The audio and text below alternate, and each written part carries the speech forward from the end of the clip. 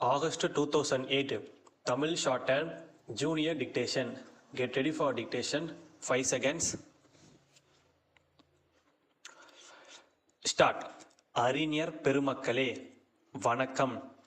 நம்முடைய தாய்நாடு சுதந்திரம் பெறுவதற்காக அகிம்சை முறையில் செய்யப்பட்ட தியாகங்களை நினைவு கூறுகின்ற சத்தியாகிரக போராட்டத்தின் நூற்றாண்டு விழாவினை தொடங்கி வைக்கும் அரிய வாய்ப்பினை பெறுவதற்காக நான் பெருமைப்படுகிறேன்.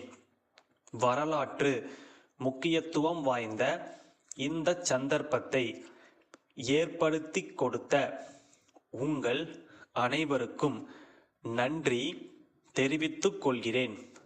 அணு ஆயுதங்களை இன்று உலகின் பல நாடுகள் வைத்துள்ளன. சில நாடுகள் இத்தகைய ஆயுதங்களை தற்காப்புக்காகவும், சில நாடுகள் மற்றவர்களை அச்சுறுத்துவதற்காகவும் தயாரித்துள்ளன. உலகப் போர்களினால் ஏற்பட்ட இன்னல்களை நேரில் பார்த்த போதிலும் அணு ஆயுதங்களை தடை செய்வதில் உலகம் தோற்றுவிட்டது என்றே சொல்லலாம்.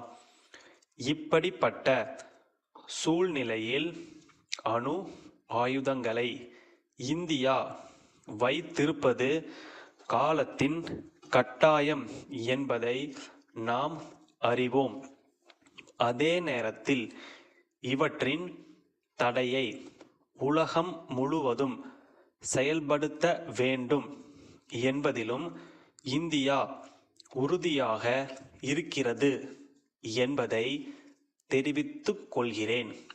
ஜப்பானில் அணுகுண்டுகள் போடப்பட்ட காலத்தை விட இப்போதுள்ள ஆயுதங்கள் மிகவும் வலிமையானவை மட்டுமல்லாது மிக கொடுமை வாய்ந்தவையாகும்.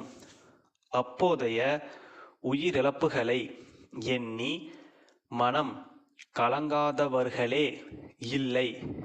இருப்பினும் இத்தகைய ஆயுத உற்பத்தி நிறுத்தப்படவில்லை. இப்போது ஒரு நாட்டிலுள்ள இராணுவ பலத்தின் சக்தியாக இவை விளங்குகின்றன. மனித சமுதாயத்தை வேரோடு அழிக்கும் சக்திமிக்க அணு ஆயுதங்களை சில நாடுகள் வைத்து கொண்டிருக்கின்றன. அவற்றுடன் மேலும் சில இரசாயன மற்றும் உயிரியல் ஆயுதங்களையும் சேர்த்து வைத்துள்ளனர். இவற்றையெல்லாம் ஒழிப்பதற்கு சர்வதேச அளவில் ஒருமித்த கருத்தை ஏற்படுத்தி நடவடிக்கை எடுக்க வேண்டுமென்று சுட்டிக்காட்ட விரும்புகிறேன். உயிர்கொல்லி ஆயுதங்கள் எதுவும் இல்லாமல் உலக நாடுகளை எல்லாம் நம் பக்கம் ஈர்த்த உத்தமர் காந்தியடிகளின் அகிம்சை நெறிகள் எவ்வளவு மகத்தானவை என்பதை அன்று சிலர் அறியாவிட்டாலும் இன்று அனைவராலும் போற்றப்படுகின்றன.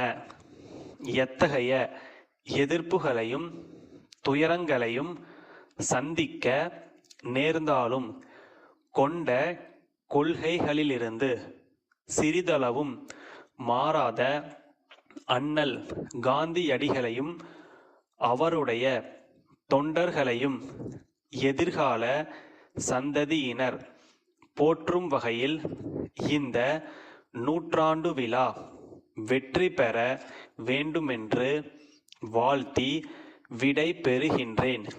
கோவை குருசாமி சிறு தொழில் மேம்பாட்டு நிறுவனத்தின் மேலாளர், சென்னை வேளாண் தொழிலியல் குழுமத்தின் இயக்குனருக்கு எழுதும் கடிதம் அன்புடையீர், எங்கள் நிறுவனம் சிறு தொழில் முனைவர்களுக்கு வழிகாட்டியாகவும் விவசாயிகளுக்கு பயன்படும் கருவிகளை குறைந்த விலையில் உற்பத்தி செய்யும் அமைப்பாகவும் செயல்பட்டு வருகிறது.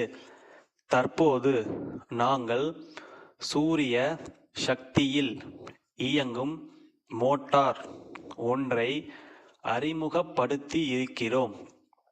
மின்சார பற்றாக்குறையால் பாதிக்கப்படுகின்ற விவசாயிகளுக்கு இது ஒரு வரப்பிரசாதமாக அமையும். ஆழ்துளை கிணற்றிலிருந்து நீர் இறைக்க பெரிதும் உதவும். விலையும் குறைவு.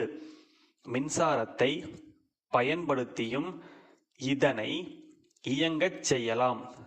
இதனுடைய நீடித்த உழைப்புக்கு உத்தரவாதம் அளிக்கிறோம். பல்வேறு ஆய்வுகள் மூலம் இதனை நிரூபித்துள்ளோம்.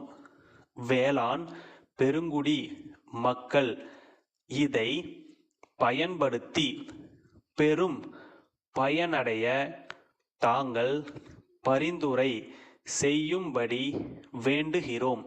தங்கள் நம்பிக்கையுள்ள ஸ்டாப்.